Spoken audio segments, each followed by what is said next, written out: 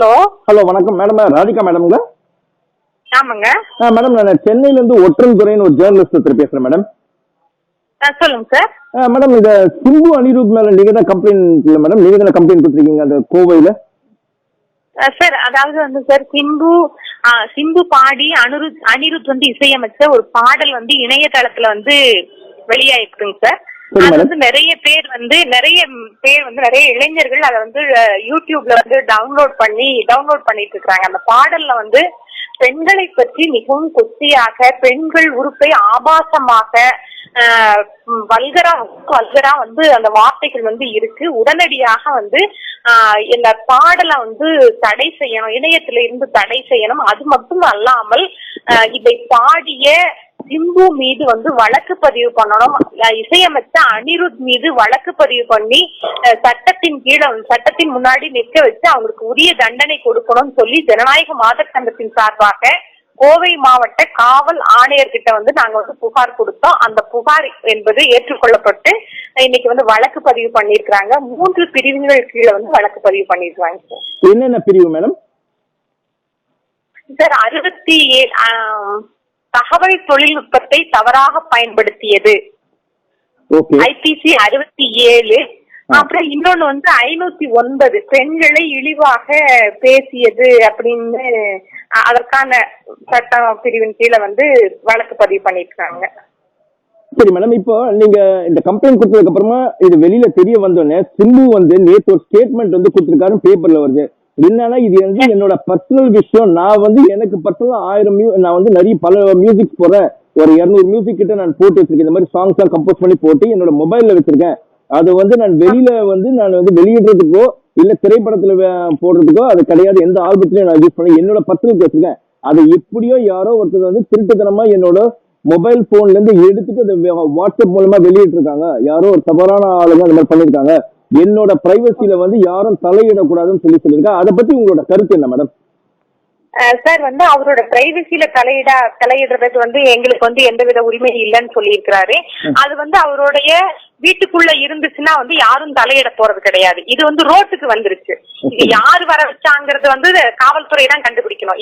இது வந்து பல லட்சக்கணக்கான இளைஞர்கள் வந்து இன்னைக்கு யூடியூப்ல வந்து டவுன்லோட் பண்ணி கேட்கக்கூடிய பாடலா மாறிடுச்சு. அப்ப இது ரோட்டுக்கு வந்ததுனாலதான் எங்களை மாதிரியான பெண்கள் அமைப்பு வந்து நாங்க கேட்கிறோம். இதுல வந்து சொல்ற கருத்தை வந்து ஏத்துக்க முடியாது. நாங்க போய் தேடி எல்லாம் நாங்க போய் கண்டுபிடிக்கல. இது வந்து 10ஆம் தேதியில இருந்து 12ஆம் தேதி வரைக்கும் வந்து பல இளைஞர்கள் வந்து இது பல லட்சக்கணக்கான இளைஞர்கள் வந்து இது டவுன்லோட் பண்ணிருக்காங்க, கேட்டிருக்காங்க. இது வந்து இணையதளத்துல வந்து இந்த பாடல் வந்து ரொம்ப வேகமா பரவிடுச்சு.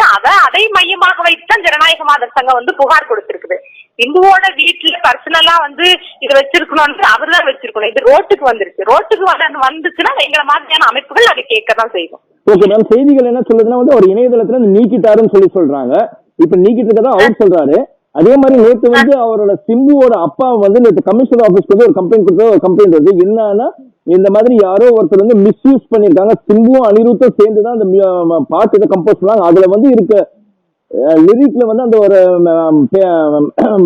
பிறப்பு, அதாவது பெண்களோட அந்த உறுப்பை பத்தி எழுதியிருக்கிறது வந்து அது தவறா யாரோ இணைச்சிருக்காங்க. அதுக்குள்ள என் பையன் அந்த மாதிரி பண்ணல அப்படின்னு சொல்லி ஒரு கம்ப்ளைண்ட் கொடுத்திருக்காரு. அதனால தகுந்த நடவடிக்கை எடுக்கணும் காவல்துறைன்னு சொல்லி அவர் கொடுத்திருக்காரு. அவர் என்ன சொல்லியிருக்காரு, என் பையன் வந்து அந்த மாதிரி கம்போஸே பண்ணல, அந்த மாதிரி மியூசிக் வந்து அந்த லிரிக்கே சேர்க்கல அப்படின்னு சொல்லியிருக்காரு. அனிருத் தான் மியூசிக் இசையமைச்சதாகவும் சொல்றாரு.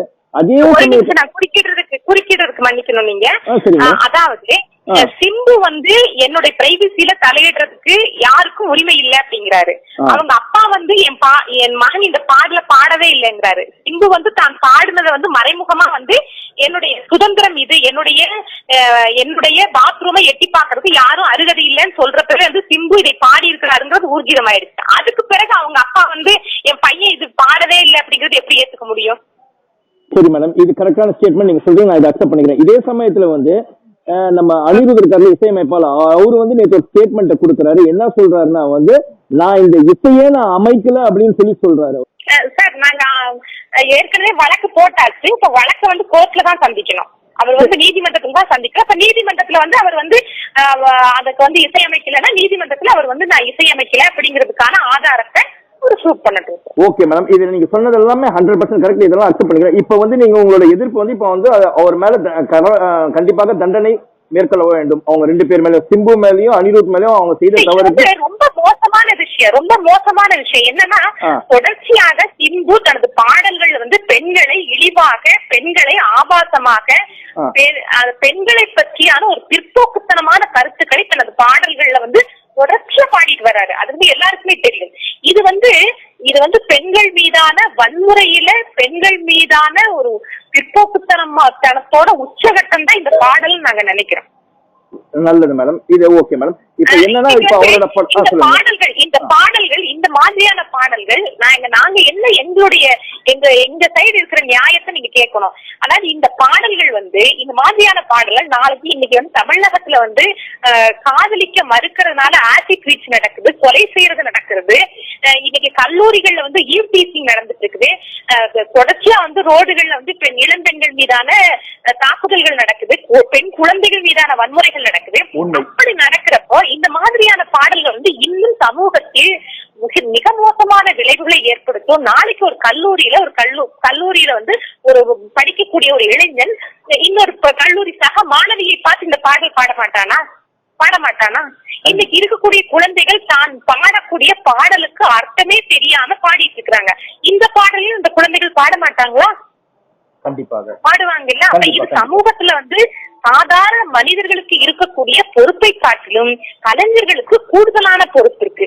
அப்ப அந்த பொறுப்பை உணர்ந்து செயல்படக்கூடிய கலைஞர்களாக இருக்கணும்.